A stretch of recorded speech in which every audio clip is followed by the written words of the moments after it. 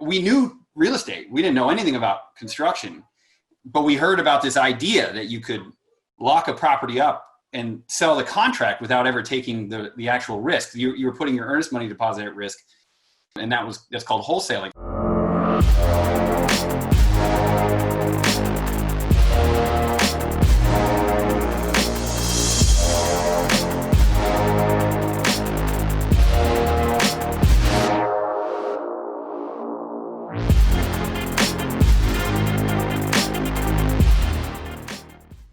It's a cool thing about real estate, and I think it's from what I understand, similar to in the like digital business space, is the barriers are relatively low and they're all mental, I think. So always, right? Yeah, right. Just saw a lot of properties going to cash buyers and realizing, this is what I read about in Rich Dad Poor Dad, what I wanted to do, and I kind of got sick of selling them to people that were doing it, so I just decided it was about time we did it ourselves. So it was kind of like that experience just really showed you the proof that there were people doing this, because you got to see it firsthand. Yeah, that's pretty cool. And now, so this is something that I think I've seen a lot of people try to get into this kind of business, and as you said, most of the blocks are mental, but some of the blocks are, I think, it's mental, but it's also somewhat real. The fear of like, how am I going to buy a $400,000 house and hope that I bought right and not lose my butt as I'm going through the process. Because are you doing rehab as well? Yeah, we brought construction in-house this year and working on kind of, again, we'll probably get into it. We have the system that's working really, really well. So, we're figuring out ways to kind of maximize and take advantage of that. But yeah, we're doing all the construction. Our average construction is about $62,000 now. We do big jobs, and it is scary for new people. But I guess to answer your question, start where you are, right? That's the one thing that was really hard for me, because I'm always living in the future, is just to realize, like, look, everybody started somewhere. So when we started, I say we because I had a business partner at the time, we didn't know. We knew real estate. We didn't know anything about construction, but we heard about this idea that you could lock a property up and sell the contract without ever taking the actual risk. You were putting your earnest money deposit at risk, and that's called wholesaling. So that's what we did at first, and we didn't even know what we were doing there. We knew. So how did you go about finding properties then? So this was in 2011. And the market was overrun with inventory, a lot of short sales and a lot of foreclosures. And me and my business partner, our expertise at that time was dealing with real estate agents, because that's what we were doing when we were managing foreclosures. So we leaned in to what we knew. We knew how to talk to real estate agents, and we had a unique angle because we were asset managers, and every real estate agent at the time wanted to know an asset manager. Okay. We could not do anything for them, but they didn't really know that. And they didn't know why they wanted to have that relationship. They just wanted to have it. Exactly. Nice. So we were still working as asset managers, but we did not conflict. I did not own or manage any properties in San Diego, because that would be a no-no. But yeah, so that's what we did. We called properties that were on the market and started creating relationships with real estate agents. And that's still what I do to this day. So if you were starting over now, would you do kind of the same thing? Is that the path you would take? That's what I did, because I started over last year. So you can actually say yes. As a matter of fact, I would, yes, right? Exactly. That's what I would do. But to the point that we talked about again at the beginning, is there's 1,000 different ways to start in real estate if you want to get in this investment world. Uh-huh. And that works for me. I don't know if it would, if you're, there's probably other ways and better ways to start if you didn't have the experience that we had working with real estate agents. But it just took a lot of grit, right?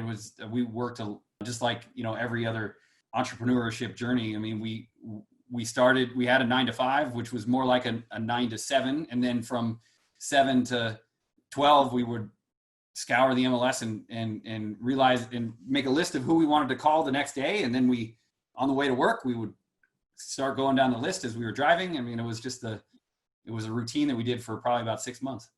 So what you're doing, your way is different than most of the ways that I hear, which is that most of the people are doing like direct mail campaigns and things like that. So you're not doing that kind of stuff as much as you're like, you pull up I guess, do you pull up just realtor.com or Zillow, or what, how do you do that?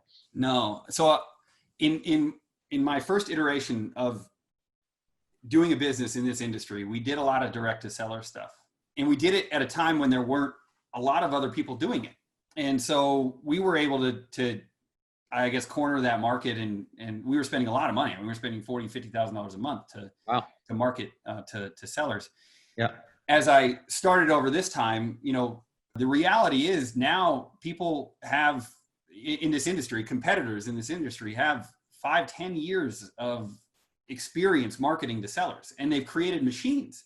Mm-hmm. I mean, there's big players that spend a lot of money, and they do it the right way. It's really, really hard to compete with that unless you're prepared to set up a machine, or unless you're prepared to really get your hands dirty, I guess, and without a better way of saying it, by going to knock on doors and just being the person in front of them. Right. So a long-winded way to say, you're right. Yes, I do not do any direct seller marketing. I do not really do a lot off the MLS though anymore. I focus on we focus on branding our company as just a partner to real estate agents, and our client avatar is a real estate agent. Her name's Julie. I don't even know if she knows. She's a real person, Julie Lupo. Yeah.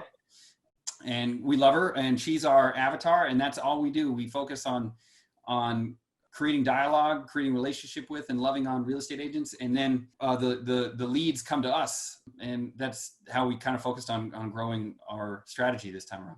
And so what are you looking for? Like, what are you telling Julie that you're looking for?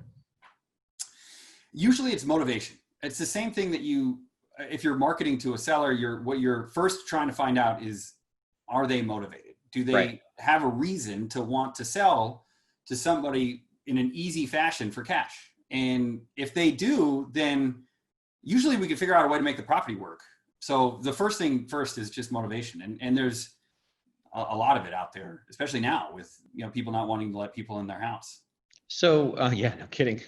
Yeah. So what are you looking for? Walk me through a deal. So let's say that pick in any one that you want, but let's say you make the call to the real estate agent and you say, I'd love for you if you could say, what do you say to them that you're looking for? Then they bring something to you. Can we walk through one just to kind of share with people how it works? Yeah. I mean, typically we say, look, we're looking for a property that needs a little TLC. And if, as I mentioned, our typical property needs a full renovation. So we're not scared of the big jobs. We're not scared of the small jobs, but typically we're ripping everything out and putting everything in new, from bathrooms to kitchens. And so typically the house has been neglected, and it's not going to qualify for financing.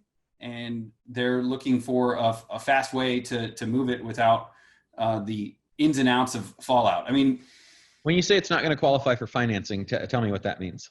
When the property condition is rough, which a lot of these are nasty, and a lender is not going to finance it. They're going to require a lot of repairs, and in most cases, when the property is like that, the seller is not in a position to do repairs.